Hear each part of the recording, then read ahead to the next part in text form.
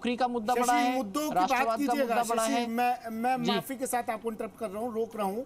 एक और सीट को ऐड ऑन कर लेते हैं साथ में। शशि, आप फिर तफसील से बात कीजिएगा। जयपुर ग्रामीण बिल्कुल सीट की बात कर रहे हैं। बिल्कुल बिल्कुल। तो सुमित, अब जयपुर ग्रामीण की बात कर लेते हैं, जहां पर मुख्य मुकाबला जो है बीजेपी और कांग्रेस के बीच में दिखाई दे रहा है।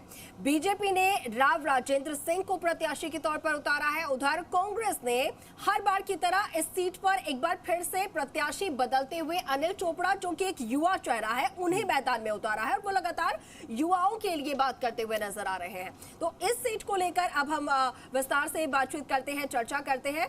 और सबसे पहले हम ये भी आपको बता देते हैं कि जो प्रत्याशी हैं उनके प्रोफाइल क्या है। सुमित, राव राजेंद्र, देखिए अनिल चोपड़ा तो जो अगर राजस्थान यूनिवर्सिटी से, मैं भी वहीं से पास आउट हूं, जो वहां से थोड़ा सा भी कनेक्ट करता है वो अनिल चोपड़ा को जानता होगा। तो जाना माना चेहरा है अनिल चोपड़ा। राव राजेंद्र भी राजनीति में अनुभवी चेहरा है। वसुंधरा राजे के करीबी नेताओं में से एक है राव राजेंद्र सिंह। माफ कीजिएगा, विधानसभा उपाध्यक्ष रहे राव राजेंद्र सिंह। इनके पिता रावधीर सिंह राजस्थान सरकार में मंत्री रहे और ये चीज़ें इनके फेवर में भी जाती है। 2003, 2008, 2013 में विधायक भी बने। शाहपुरा विधानसभा से लड़े थे 2018 में, लेकिन हार मिली थी। 2009 के बाद दूसरी बार लोकसभा में चुनाव लड़ रहे हैं। अनिल चोपड़ा 31 साल के युवा नेता के तौर पर पहचाने इनकी। सचिन पायलट के करीबी माने जाते हैं। ग्रामीण सीट से चुनाव लड़ने की तैयारी कर रहे थे। किसान परिवार के हैं अनिल चोपड़ा, सांगानेर में रहते हैं और जो टिकट मिला है उसके पीछे पायलट की भूमिका मानी जाती है। तो ये दोनों प्रत्याशियों का जो लबोलुआब जो इनका बैकग्राउंड कहता है वो ये है। शशि मोहन मेरे सहयोगी लगातार हमारे साथ जुड़े हुए हैं, वरिष्ठ सहयोगी, और उनके साथ तमाम हमारे सहयोगी एक एक कर अपनी विशेष टिप्पणी से आपको हर सीट की सियासी गणित समझा रहे हैं। शशि बताइए, आप जरा अपनी बात कंटिन्यू कीजिएगा। शशि, जयपुर शहर, जयपुर ग्रामीण दोनों सीटों को ऐड ऑन करके बताइए। शशि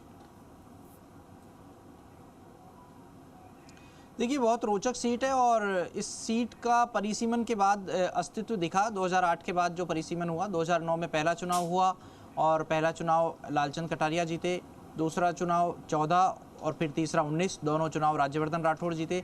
लालचंद कटारिया को यहाँ चुनाव जीतने का बहुत बड़ा इनाम मिला था। आपको ध्यान है, केंद्र में मंत्री बने थे वो, और ग्रामीण विकास मंत्री बने थे, रक्षा राज्य मंत्री बने थे। AK एंटोनी तत्कालीन रक्षा मंत्री थे। उन्होंने तत्कालीन प्रधानमंत्री मनमोहन सिंह से कहा कि आपने कैसा मंत्री दे दिया मुझे, इनको अंग्रेजी नहीं आती है, और फिर उनका विभाग बदला गया। उसके बाद में भंवर जितेंद्र सिंह को रक्षा राज्य मंत्री बनाया गया AK एंटनी के साथ में। तो ये भी पहलू है। हालांकि एक रोचक पहलू लालचंद कटारिया की राजनीति का ये भी है कि लालचंद कटारिया कुर्ता पजामा नहीं पहनते हैं। उसके भी हम आपको कारण बताएंगे। कई रोचक किस्से हैं इस राजनीति के। लेकिन जयपुर ग्रामीण युवाओं के लिए रोजगार बड़ा मुद्दा, राष्ट्रवाद बड़ा मुद्दा, जातिवाद बड़ा मुद्दा, ये हम बात करेंगे सहयोगी काशीराम से। काशी, किस रूप में देखा जाए, क्योंकि अगर जातिगत आधार पर चुनाव है तो नतीजे अलग आने की संभावना रहती है, और अगर मुद्दों के ऊपर चुनाव है या राष्ट्रवाद के ऊपर चुनाव है, मोदी बनाम गैर मोदी चुनाव है, तो नतीजे अलग आने की संभावना रहती है। देखिए, युवाओं के लिहाज से अगर हम बात करें तो युवा कहीं ना कहीं मोदी को लेकर क्रेजी रहते हैं। दूसरी तरफ जातिगत अगर हम मोर्चे पर आते हैं तो ये सीट जो है जाट बाहुल्य भी है, यादव वोटर्स भी बड़ी संख्या में हैं, और राजपूत वोटर्स जो कि बीजेपी के कैंडिडेट हैं उनकी संख्या अपेक्षाकृत रूप से कम है। तो जाट इस बार जो है बताए जा रहे हैं कि कुछ हद तक बीजेपी से नाराज़ भी हैं कई मुद्दों को लेकर। हरियाणा में भी जिस तरह से कुछ सब कुछ रहा, तो कहीं ना कहीं असर देखने को मिलेगा।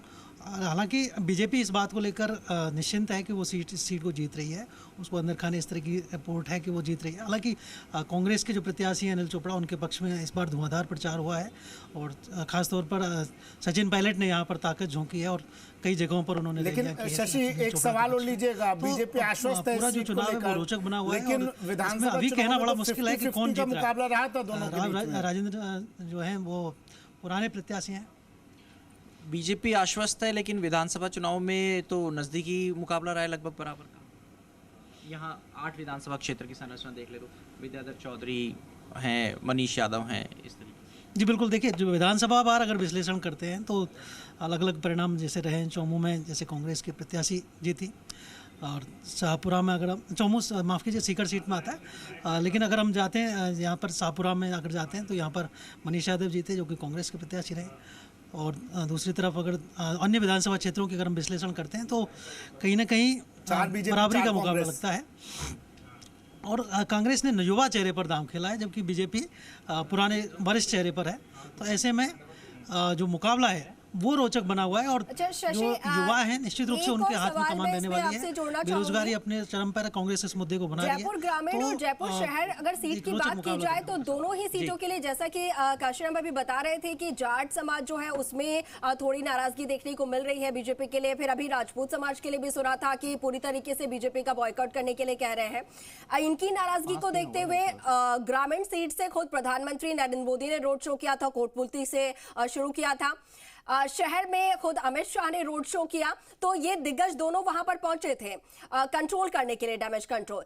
कांग्रेस के अगर प्रत्याशी की बात की जाए, युवा चेहरा है, सचिन पायलट ने सहयोग किया, लेकिन क्या जो कांग्रेस नेतृत्व के नेता है, दिग्गज नेता है, वो क्या प्रचार प्रसार के लिए वहां पर पहुंचे? किस तरीके की चुनाव प्रचार उनकी तरफ से किए गए?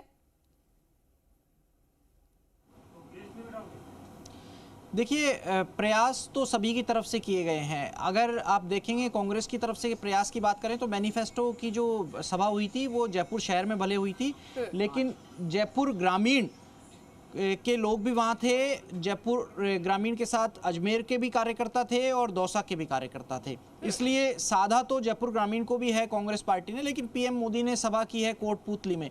तो कोटपुतली वो जगह कही जा सकती है, उसके पास में विराटनगर है, शाहपुरा है, तो बानसूर भी वहाँ से नज़दीक पड़ता है। वो एक घिरी हुई जगह इस तरीके की है कि वो जयपुर ग्रामीण का सेंटर कही जा सकती है। हालांकि बहुत चितराई हुई कॉन्स्टिट्यूंसी है। आप देखिए शहरी इलाके में झोटवाड़ा आ गया, फुलेरा आ गया, ये दोनों तकरीबन पूरी तरीके से अलग हो जाते हैं। उनके साथ जुड़ता हुआ आमेर विधानसभा क्षेत्र आ जाता है, फिर जमवा रामगढ़ आ जाता है, शाहपुरा, कोटपुतली, विराटनगर और बानसूर इस तरीके से आ जाते हैं। और यहाँ 5 सीट बीजेपी के पास में है, 3 कांग्रेस के पास में है।